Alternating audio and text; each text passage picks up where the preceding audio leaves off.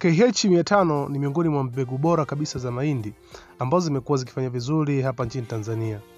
Mbegu hii inazalishwa na kampuni ya Silver Seed ambayo makao makuu yake yapo pale nchini Kenya.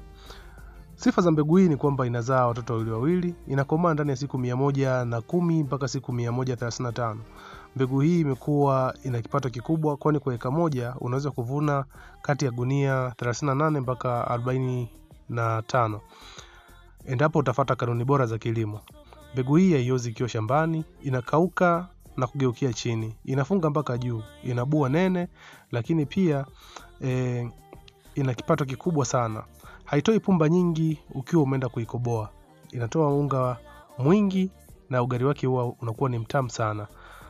Mbegu nyingine ni 777 kutoka kampuni ya Dekabu au Baya.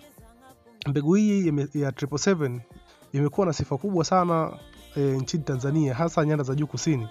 Wamekuwa wakilima mbegu hii kwani imekuwa na kipato kikubwa, ikivumilia changamoto za hali ya hewa ikiwemo mvua chache na mvua nyingi. Mbegu hii imekuwa inakoboreka vizuri, mahindi yake ni mazito kwenye mzani, lakini pia inafaa kwa chakula cha sembe, kwa dona, kwa kande, lakini pia bua lake unakuwa ni nene, hivyo inafaa sana hata kwa chakula cha mifugo. Mbegu hii imekuwa ikijizolea umaarufu msimu mmoja hadi msimu mwingine. Ni miongoni mwa mbegu bora kabisa kwa mkulima. Lakini mbegu nyingine ya muda mrefu ni Zamseed namba 721. Mbegu hii pia imejizolea umaarufu hasa maeneo yanayopakana na nchi ya Zambia. Mbegu hii imekuwa ikizaa watoto wawili, ikiweza kuvumilia changamoto nyingi sana za mvua nyingi, hasa magonjwa na kuoza kwa gunzi au kwa punje.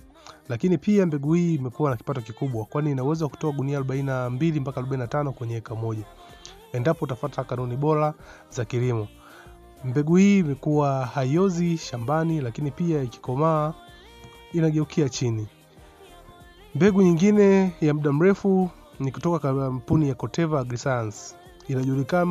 Inajulikana kama Pana 691. Mbegu hii pia imekuwa ikifanya vizuri kwa wakulima wanaolima mbegu za muda mrefu, hasa ya maeneo ambayo yanapokea mvua nyingi, hasa zile za juu wastani. Mbegu hii imekuwa ikikomaa kati ya siku 130 mpaka siku 150. Ina uwezo mkubwa wa kuvumilia changamoto za hali ya hewa, lakini pia inazaa mahindi mawili, gunzi lake ni jembamba, hivyo kuruhusu mistari ya mahindi kuwa mingi. Mbegu hii imekuwa ni pendwa hasa kwenye mikoa ya Iringa, Njombe, Songea, Rukwa na Ruvuma. Hata maeneo ya Kigoma wamekuwa wakipanda mbegu hii. Mbegu hii imekuwa na kipato kikubwa sana, kwani kwa eka moja inaweza kutoa mpaka gunia 45. Mbegu nyingine ni kutoka kampuni ya Sidiko. Inajulikana kama Sidiko Chapatembo au Sidiko 719. Mbegu hii ina sifa nyingi, lakini chache ni kwamba mbegu hii inazaa mahindi mawili, yenye ukubwa sawa. Inatoa pumba kidogo, lakini pia unga wake ni mwingi.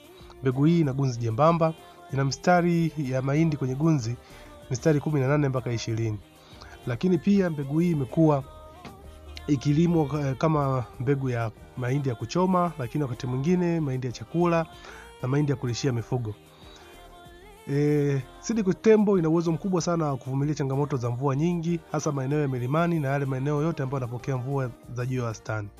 Mbegu nyingine ni Milima 605 kutoka kampuni ya mbegu za mahindi ya Western Seed ambayo inazalisha kutoka pale nchini Kenya. Mbegu hii imekuwa ikifanya vizuri hasa kwenye maeneo ya nyanda za juu kusini na nyanda za kati.